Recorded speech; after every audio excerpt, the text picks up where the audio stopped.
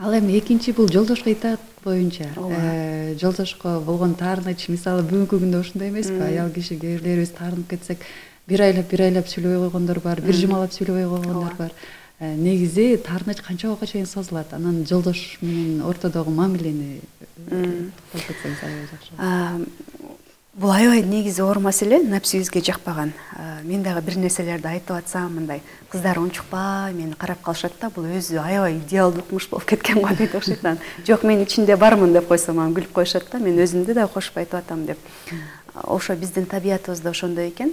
Биз мындай таарынып, бирөөгө догурунуп турбасак башыбыз ооруйт окшойт да. Анан кимге таарынабыз? Албетте мындай тишибиз өткөн адамга таарынабыз да.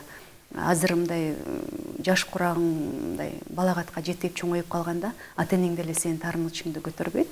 Бир гана көтөргөн ошо жолдошубуз болот экен да, күйөөлөрүбүз. Анан ошон үчүн аларга көбүрөөк мындай догурунуп таарына берет окшойбуз да, аялдар. Анан балага таарынсаң деле бала азыр мындай тоотпойт, азыркы балдар сени менен эсептешип деле маңдайыңда кечип отура бербейт да. Бул ошол аялдын өзүнүн табиятынан албетте, бирок табиятыман анан баланча деп бир нерселерге баягы күнөөнү жүктөп, жоопкерчиликти мойнундан алып отура бербей, ошо туура айттыңыз, менин динимде кандай экен, күйөөгө кайсы учурда таарынсам болот экен, кайсы учурда таарынганымда балким өзүм күнөөкөр болуп калам деген нерселерди ойлошубуз керек. Анткени Аллах Таала акыл эсибизди соо кылгандан кийин, демек бул бизге бир коркунуч жаратыш керек. Могу соо акыл эсти, демек Алла Таала сурайт да деп. Акыл эсиң оорулуу болуп калса, балким өзүңдүн кылган иштериңе жооп бере албасаң, анда макул. Аллах Таала андан сурак албайм деди.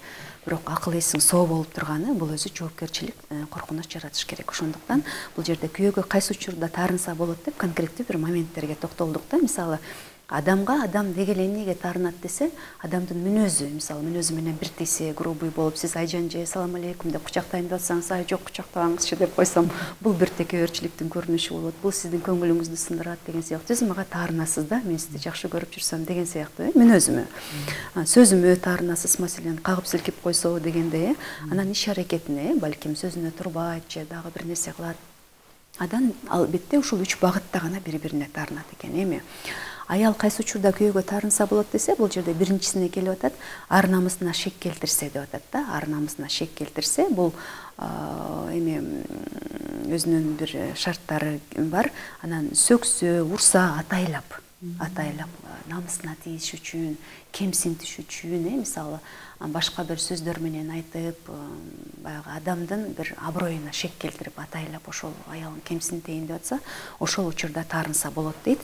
Анан аялды урса, бул уруу деген өтө чоң маселе, бул опурталдуу маселе, акырында абайлап сүйлөшүбүз керек болот азыр.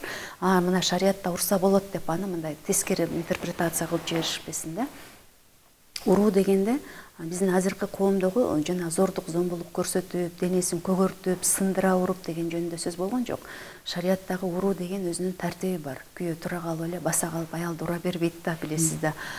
Биринчи эскертет, андан кийин төшөк бөлөт, андан кийин урат. Урат дегенде дагы чачынан сүйрөп, анан денесин көгөртүп деген уруу эмес. Дагы бир жолу кайталайын. Бул жанагы алымдар айтып атпайбы, мисвактай болгон деп. Кичинекей бир ичке чыбыктай болгон нерсе менен деген жөндө сөз болуп атат да.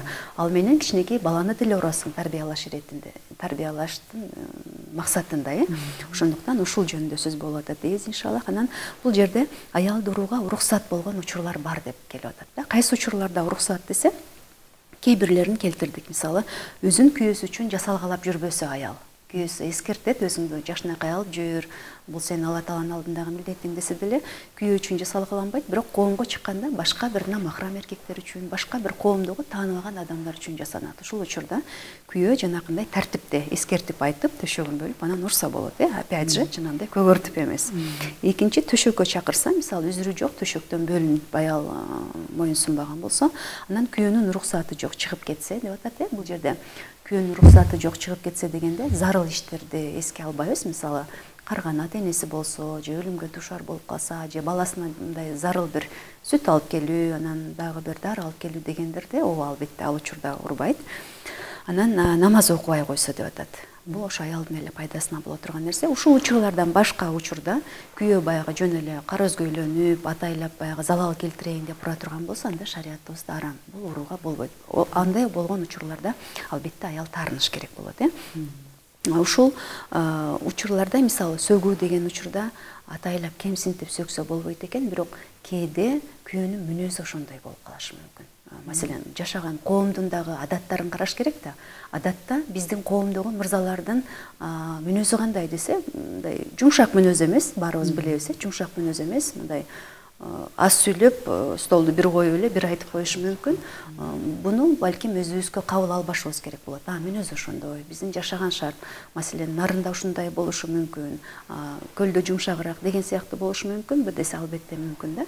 Же болбосо ошонун көргөн тарбиясы, же бир генинен бери келе жаткан адаттар болушу мүмкүн. Ошол нерсеге аял таарына бербейт да.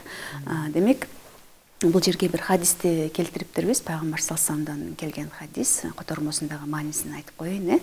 Пайгамбар саллаллаху айтып атат, мага тозок көрсөтүлдү, анан тозоктун жашоочуларынын көбү аялдар экен деп атат да.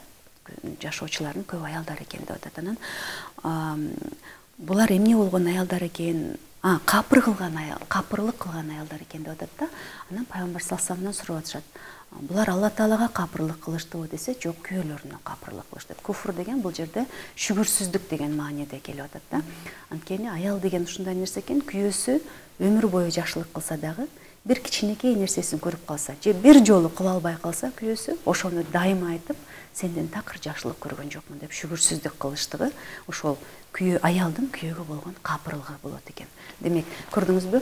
Ооба, көп учурда жанагындай факты бар болуп эле таарынышыбыз мүмкүн, бирок көп учурда аял жанагы шүгүрсүздүгүнөн эле баланча айфон алып бериптир, алып бербейсиң деп таарына бериши мүмкүн, баланча Toyota алып бериптир, сен алып берген жоксуң деп. Маселен, эми образды айтканда деген сыяктуу нерселер менен шүгүрсүздүктүн айынан эле таарына берүүдөн сактанышыбыз керек болот. Маселен, күйөө аракет кылып атат, сен билбейсиң да, эшиктен ал эмнелерге чыдап сенин нафакаңды алып келип берип атат. Кандай сөздөрдү угуп атат, балким ар намысын аттап бир нерсени кылып атат, балким мүмкүнчүлүгүнүн чегинде жүрөт, мисалы стресс абалында жүрөт. Ошолорду дагы мисалы көрбөй атсаң дагы, балким боюңда жакшы күмөн кылып алып келип атат. Бүгүнкү күндө үй бүлөнү багыш бул оңой иш эмес деген сыяктуу жакшы күмөндө болсок, иншаллах, шүгүр келтире турган болсок, анда үй бүлөдөгү бир чыңалуу маселелеринен арылабыз дейм.